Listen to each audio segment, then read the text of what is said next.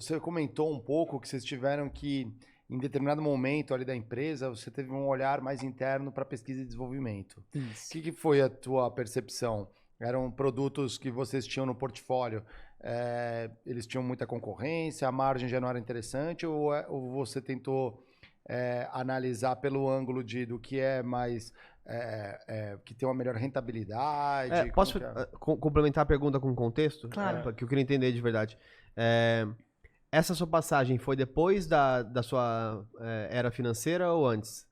Então, é isso que eu vou comentar com vocês. A gente teve um primeiro momento que foi logo depois dessa passagem, desse momento financeiro de reajustes, de cortes. E aí a gente enxugou muito. Então, o que aconteceu foi, o que estava já em desenvolvimento, seguiu. Eu não entrei com novos desenvolvimentos. E aí, a gente percebeu que a gente ia ter um hiato lá na frente.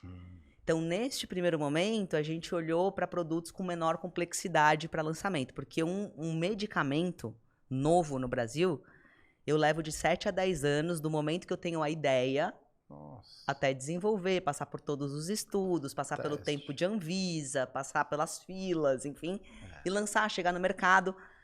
Um outro desafio que o nosso país é um continente, então imagina horizontalizar a presença do seu medicamento nas farmácias, nas redes, nas independentes, chegar ali em todo cantinho do Brasil, também é outro desafio, porque você faz a propaganda para o médico prescreve e o paciente quer ir no ponto de venda e encontrar o produto disponível. Então a gente tem uma cadeia para fazer a coisa girar, que tudo é de muito longo prazo. Então eu começo primeiro, por exemplo, se eu vou lançar um produto, digamos que ele está pronto. Eu começo primeiro fazendo a colocação deste produto, seja num distribuidor ou seja numa rede de farmácia.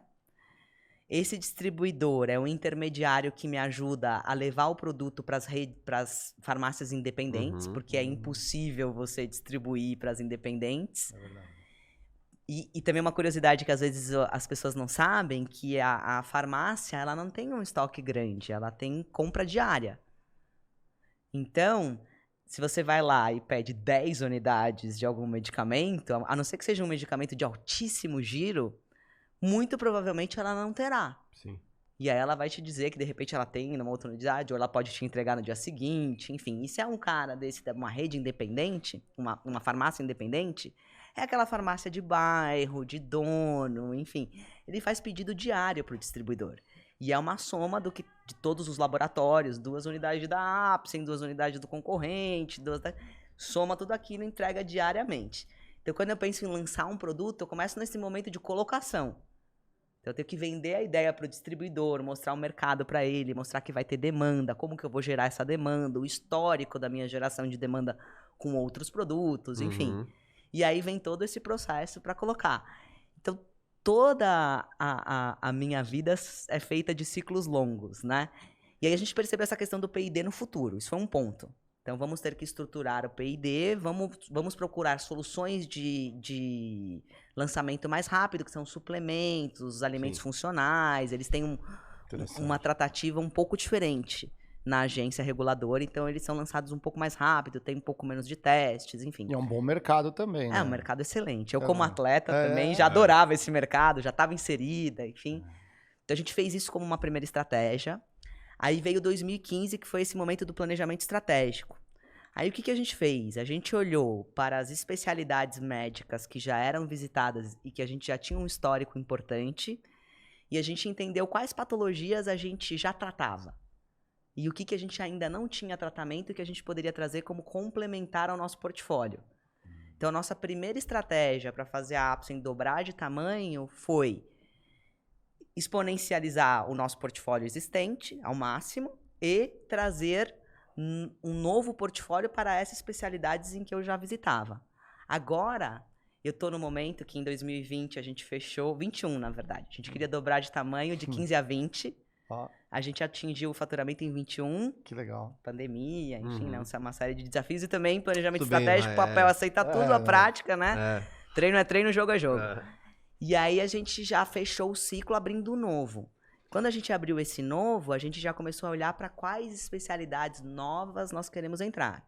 Então, por exemplo, a gente acabou de entrar na cardiologia, que é uma grande especialidade que a gente não estava presente. E aí, só um adendo que é legal para dar contexto também. Uma estratégia que o meu pai usou no passado, que ele foi muito feliz, foi nichar a empresa num primeiro momento. Então, ele escolheu as especialidades menores, que tinham menos profissionais no Brasil.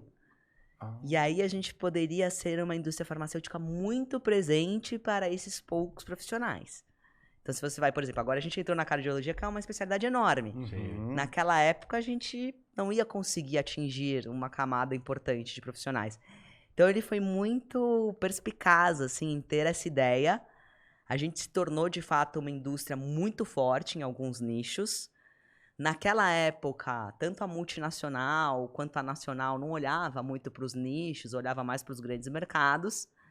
E aí depois, a gente já mais fortalecido, começou a entrar em grandes mercados e brigar aí com os grandes concorrentes. Até para explicar para a galera, adorei a explicação.